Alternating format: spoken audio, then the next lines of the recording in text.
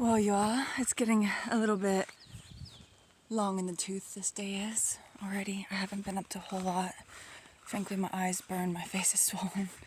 Okay, but I've been watering and I just want to show you all what opened up today.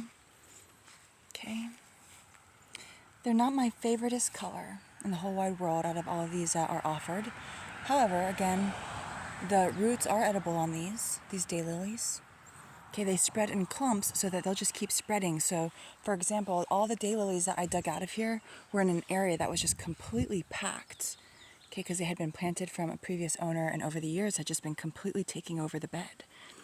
And so even though I dug so many of these out, that bed, that area that these were in, is already like full of daylilies again.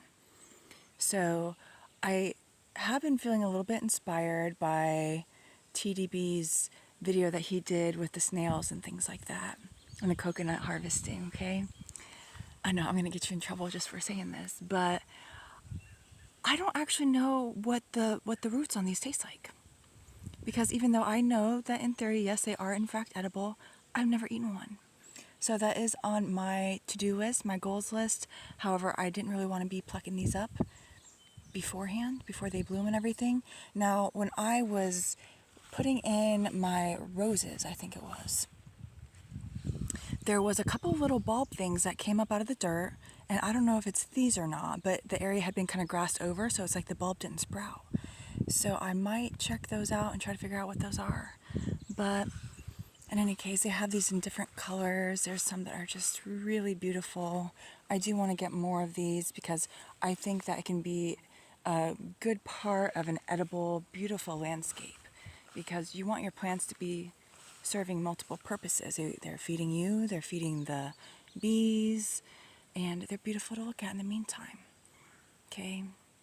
You know, and for those of you that are zombie apocalypse bent, you're in that fear place survivalist mentality, well, first of all, if you know, the genocidal freaks want to come Holodomor us, do you think people are going to come steal your daylily bulbs? Do you think they're going to come dig up your daylily bulbs? Okay? And those are food. Most people aren't going to know to dig up your daylily bulbs to eat. Okay? But in the meantime, you know, you don't have to be in that fear-based mentality that does not serve you. Okay? Building resiliency, preparedness, developing stoicism, okay? Those are things that serve you, and these are a plant that they continue multiplying themselves. If you have them in an area where they can keep spreading, they will just keep multiplying themselves, okay? And then you can eventually, after they've kind of expanded enough, you can move them to a different part. You can give some to a neighbor so that they can have some beautiful daylilies in their yard. Okay? And this is that shift to that thrivalism mentality. You know, this is part of why I kind of favor the Hablitzia perennial spinach over the Good King Henry, though I haven't gone to do enough research on how those will actually come out. But the Hablitzia will be like these. It'll grow in just this expanding clump that becomes easy to divide and share. Okay? Without even having to sprout seeds, because these seeds you have to cold stratify them in the fridge for 30 days, and not everybody has it in them to do that. But when you have root clumps, rhizomous root clumps that are like spreading and easy to divide, like with the Hablitzia, it comes a little bit easier. Okay? And then you have more developed plants. But anyways, I've got to water all these things. I am curious like what kind of fruit tree I'm going to put over here eventually. Now my pond needs some work.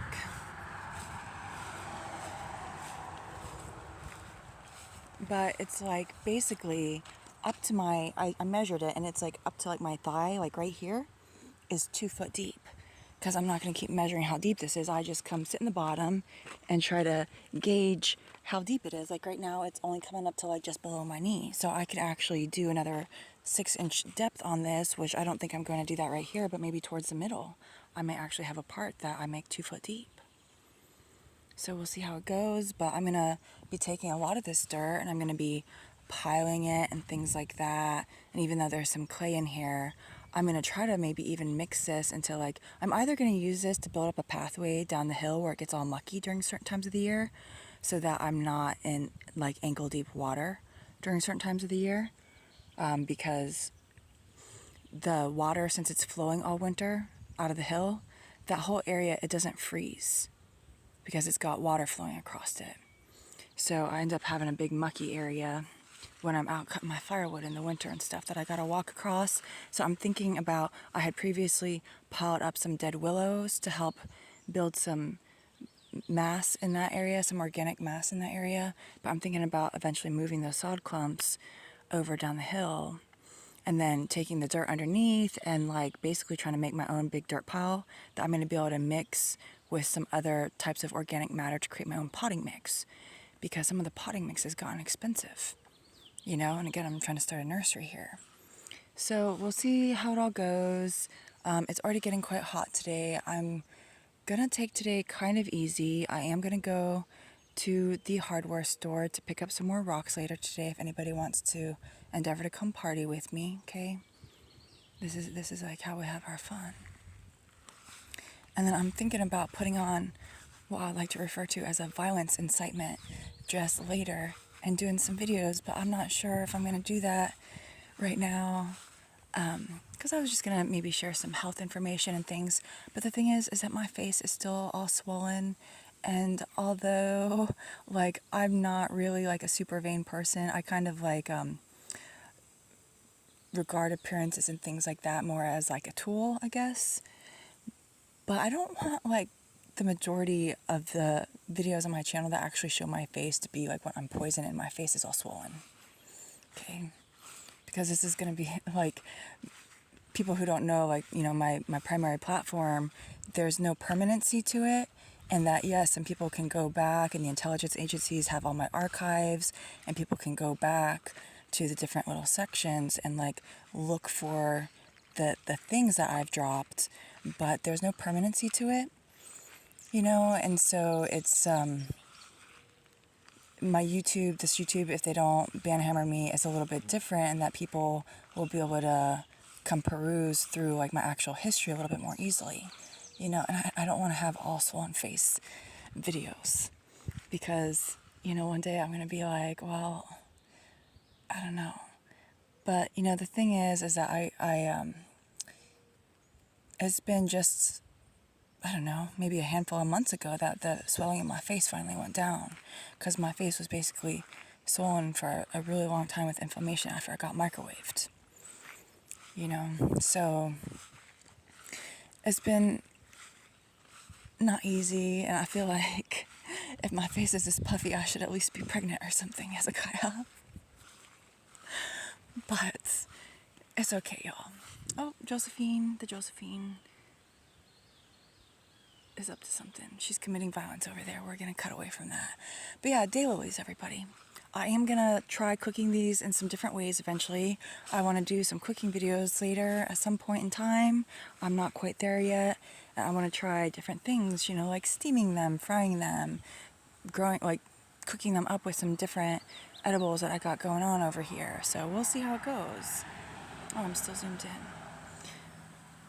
But yeah, I've seen some different colors of these, and oh man, I've been debating so hard on whether or not to buy another pot of these, because the thing is that they sell them in these big pots. It's like $20, but it's gonna keep spreading. So I'm like, well, maybe I will. And then the problem with this daylily is that I don't actually know what it's called, and so I might not be able to sell it at my nursery, because unless you're sure something isn't under patent, you can't really sell it from like vegetative propagations. You got to propagate it from seed, unless you're licensing that plant. So when I have these beautiful plants and I don't know exactly what they are, if I can't figure out exactly what it's called, I'm not going to be able to sell this from vegetative propagation. Whereas if I don't even know what the seeds are like on these, but if I get another lily and pop it in right amongst these lilies, then I'll be able to then grow all of these from seeds, and I'll end up with my own hybridized lily that I can give a name. And I kind of like that idea. So we'll see how it goes. The more I'm looking at these, the more I'm like, yeah, I really want that other color, because they make there's some really pretty ones of these. Okay. And it's like, it's a struggle, because sometimes, you know, I'm like, I want to put fruit trees everywhere and stuff. And Hezekiah likes for me to just have beautiful things. So there's some things that he was saying that I should get that he's not allowed to buy for me or send to me. Because he just wants me to have beautiful things that are like almost useless except just beautiful to look at. So anyways, it's kind of funny. There are some beautiful things that I may start hybridizing to create my own varieties of, but in the meantime, I'm just gonna finish watering my stuff. I really want this to survive, and these evergreens get really difficult to keep alive when it gets hot. So I'm trying to get it to get some deep water so that I can put down deep roots. And I gotta keep up on watering all this stuff through the summer as it heats up. And it's gonna be dubious as to how my water table does with all this watering. Now there's another tiled field up the road around the corner that they have like a pump. It's like it's like a irrigation or like well pump thing, and it pumps out the accumulated water from the water table so that at least I think that's what it does, so that his plants don't get like flooded out. So it's basically sucking all the water out of the tiling and then pumping up out of the water table into the ditch. And it just just massive quantities of water flows out of this thing. And it's just like up the road kind of a ways. And so I'm guessing like maybe the water table isn't too low yet. It's because that thing's gushing like crazy. So anyways, here's my stress test willows. Okay, the ones where I'm like, you know what? I'm not going to do anything. I'm just going to stick them in and see how they do. Because everybody knows this is the totally wrong way. Okay, when you propagate these like in the springtime before the leaves even come out, because those leaves are taking up all this moisture. So I'm like trying to determine like, will this, see like this limb is not going to live. Okay, and when these started turning brown, I was like, well, I could trim them, but I have a massive bush that I need to trim anyways. So I'm just curious, like what will these take? I did accidentally have them in too much sun, but let me see. So not on this one. But like, so this one here, you can see it's putting out roots. Okay. So even with all of this stress, now if I wanted to take these big cuttings, again, I would do it in the spring, right? When it's like when the plant is dormant and it doesn't have leaves or has very few leaves, or if I was going to do it properly in this time of year, you would cut all these branches, you would take off all the leaves. Almost all the leaves, not 100%. Okay. Now, some of these are, I wanted to leave a little bit of leaves, but I did accidentally have it in the sun for a little bit. But see, this one is putting off good roots. So it's going to take some time, and the fact that I've been like stress testing these by keeping all the leaves on.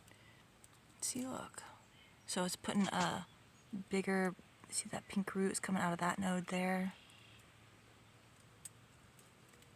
But these are the ones that I'm primarily interested in, is this corkscrew willow and this golden curls willow are the ones that I am like more worried about. I'm kind of wanting to succeed, but I also just want to see like how they do. So these ones I might go ahead and just cut off these dead areas, but maybe not.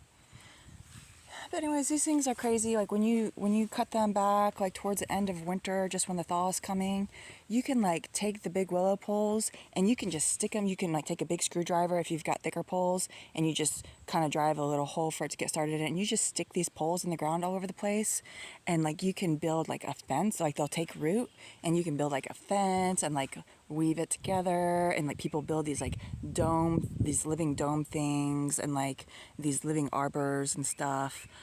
They build all these different structures out of living willows, and I have some really big poles like that, where even these poles that are like 7 foot tall, when you get them right as like the winter is ending and the ground is just, you know, thawing out, like I said, they'll do quite well.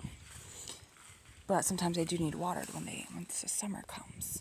So anyways, we'll see how it goes. So these things, it's like, I was just curious because I eventually want to start some. I know this is like not good, but these willows can be so crazy. I was just like curious, like, well, what's it gonna do? But I have a lot more trimming to do if I wanted to once I get my nursery license, once fall comes, because I can also start propagating these in fall from cuttings. And that's kind of what I'm planning on doing, is like doing a lot of fall cuttings. This big dappled willow bush that I have over here that's just huge. I would be able to get like, well, I'd be able to get like over 50 dappled willows easily started from that bush. and like quite large ones once they start kind of approaching that dormancy and stuff. But I'm thinking I'm maybe gonna wait until I'm just gonna do a little bit, and then I'm gonna wait until winter is ending to really get going on those. So anyways, I gotta get in here and tame this disaster.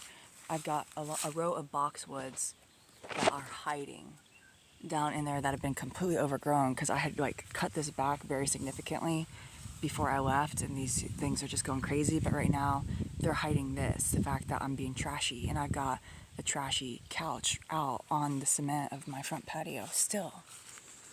Okay, and the reason why this is going on is multi-pronged. The U-Haul place close by moved to a different location yet again. It's the third location that it's been in town, and they don't seem to have any big moving trucks. Like, it's a whole, like, a lot of people are moving right now or something, or else they just aren't carrying as many. But these two old couches, I was going to load up into the moving truck, and then I'm debating whether or not to do it after I've ordered a new couch that matches my chaise, which is not that expensive. It's like $500 and it's like less than $600, and I'd have it for a really long time. But I have to spend, like, that's like what having, like, I could build quite a bit of an outdoor run with that much money.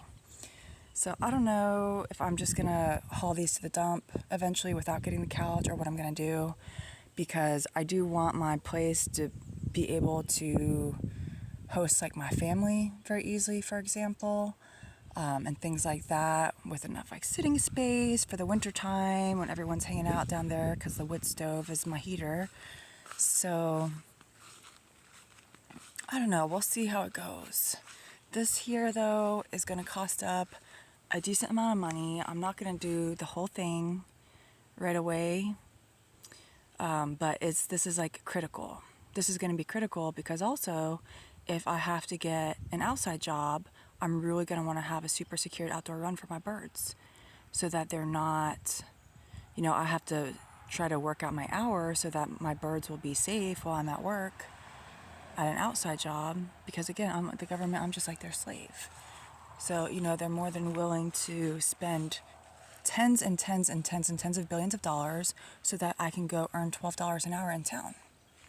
Just an extra security costs, rather than giving the money they owe me, because then it breaks my legal structure that allows me to do things that nobody else is allowed to do and say things that nobody else is allowed to say.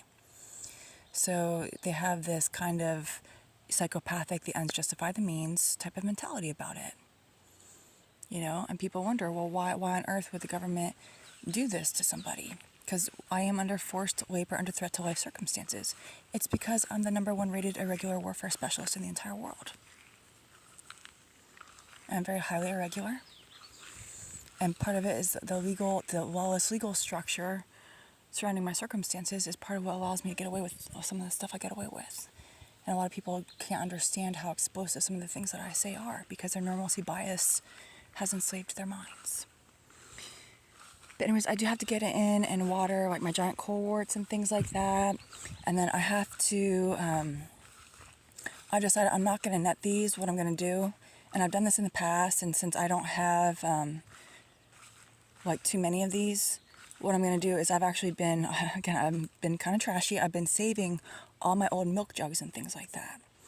So what I'm going to be able to do is I'm going to be able to cut out the top and the bottom of my milk jugs, and I'm going to be able to put them around my giant coleworts, and then put a lid, like a ring of Vaseline around the top. Okay? And that should keep the slugs away. Whatever is eating this up, unless it's a flying thing, but it should at least keep the slugs away. So, and I have seen some slugs out here.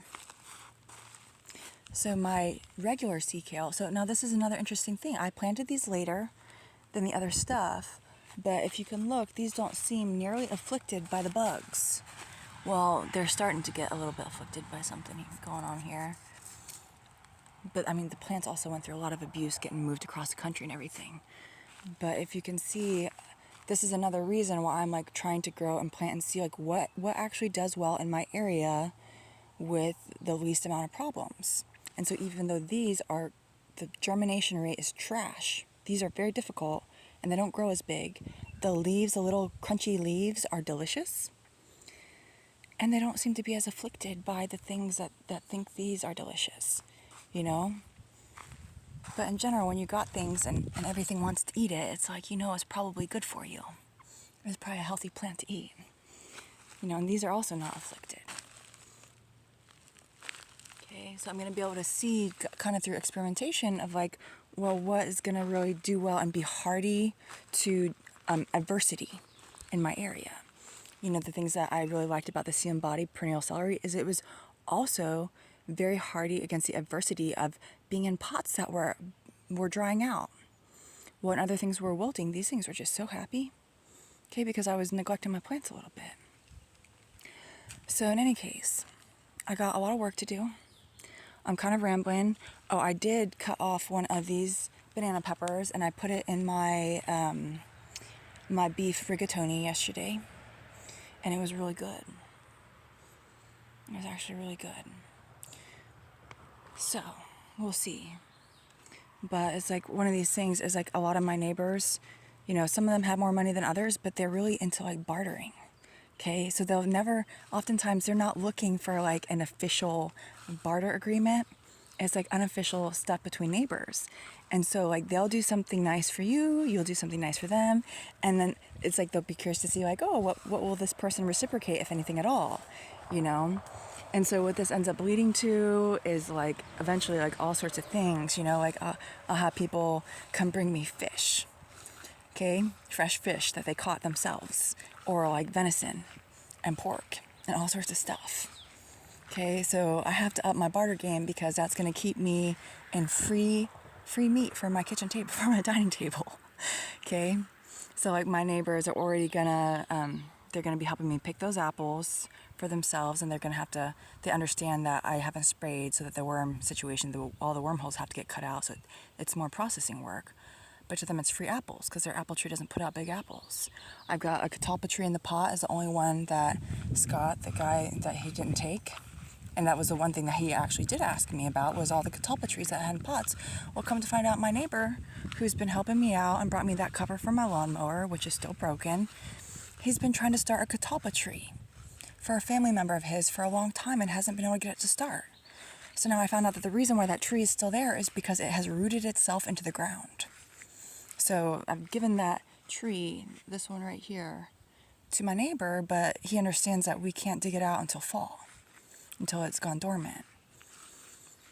So I feel really excited about that because the catalpa tree, like I said, it's like this crazy, weird, awesome troll tree. And it's old-fashioned. And I want to be able to share more of those with people. So we'll see how it goes. How are my peaches coming along? Some of these have been falling off to the ground. But this tree, again, I positioned it so that the trunk would thaw out later. Okay, by putting these trees on the north side, and I'll show you that book. It's like 5 Acres and Independence or something like that. It's a really old book that my late neighbor across the street gave me. And that's where I learned in this book. I was saying, plant these where they're going to be shaded, okay, until the sun gets higher up. And then they'll put off their flowers later, which is going to like protect them from all being killed off in a frost. Okay, from like a late frost or something. So these peaches are smaller than my other peach tree, but that other one is in like full sun all the time. So I'm hoping that'll help keep me in peaches by having these kind of come in a little bit later. It's like one of those things I'd rather have a couple peaches, the harvest come in later, but have a higher chance of actually coming in. Now the other thing with a lot of peaches is if you don't thin them out, what some of them will end up doing is they'll only put out fruit every other year.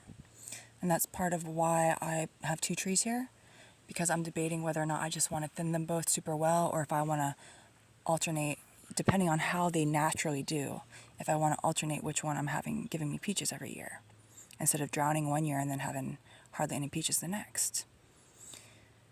So we'll see, but I'm very happy with this little tree so far, my $10 peach trees. Very happy. That's a Reliance peach tree that I have out in the orchard. But I'm rambling. I think, last night I took a video. I decided not to post it because I was just tired. And the other thing I did last night is I stuck all my potatoes in that old mowed grass clipping mound that's kind of down by my lower bean patch, and then I covered it with some hay from my hay bales. So I'm just going to keep mounting the hay on top of it, and we'll see how it does. But, I'm thinking, even though he said that he is not planting anything else right now, the next time I go into town, I'm probably going to go ahead and bring this plant to my friend, because I want to begin my reciprocation, because I was having my lawn mowed for 2 years. So I owe them a lot, and it's actually very difficult because his wife is a person who, she's very generous, but it's almost like she denies people the ability to reciprocate, if that makes sense. And so it's a little bit difficult to find, like, I gotta figure out what it is that she likes, so, or what her grandkids like, and that sort of thing. So it's really tough. Like, for example, like my rice that the mice are just going crazy over, it's like before I left, I tried to get, it was all fresh, great rice. I tried to give that to them, and the wife, she wouldn't take it, And there's some people that they don't want to ever owe anybody anything. They would rather always make sure that somebody else owes them. And maybe it's a call in for a rainy day, I don't know. But I just want to say, y'all, it's life is a give and take. Okay? Don't deny people the ability to reciprocate. But yeah, I got to see how it goes. I'm excited about my surprise, because I'm hoping that it's something that that this woman that I'm referring to, and she's really nice, I really like her. But I'm hoping it's something that will excite her as well. That is something that she might want to bring onto her homestead, is part of why I have this thing, because I was thinking about it. I was like, oh, some people might really like this, having this on their homesteads. So we'll see how it goes. That is coming up. That is going to be happening on around July 14th. And so I have to get the area situated, because these are living creatures. Okay. Oh my goodness, look at this. Look at what else. These thingamabobbers. I planted these little root things. Are they astables? What are they called? I've never seen these actually sprout before. Look at how big my hostas got. I bought the little bags of roots that you can get at like Walmart or Home Depot, where there's like multiple roots come in the bag. So I have to actually go find the bag, because I save all my old bags and tags and stuff so that I can see what these things are called. But these hostas came in good. My bigger hostas died. They didn't make it or something. But these ones came in good. And that's another thing of like, okay, well, I'm curating for what can withstand the most adversity. When I plant something and it just dies, and something else is just thriving, I'm like, okay, well, that's a good thing to keep rolling with. But yeah, these little guys popped up. That's part of the reason why I can't clean this all out, because I've got like some stuff up in here, and I don't know where it all is. So like these popped up, so it's like I have no idea, no concept of what these are going to look like, because I've totally forgotten. I could go look for the bag, but I'm letting it be a surprise to myself. Okay? So we'll see, guys. Anyways, I'm gonna shut up, and I'm gonna finish watering my back mother plant nursery area. And I guess I should give this stuff some more water. Oh shoot, I gotta move my... Yeah, guys, I'm a mess.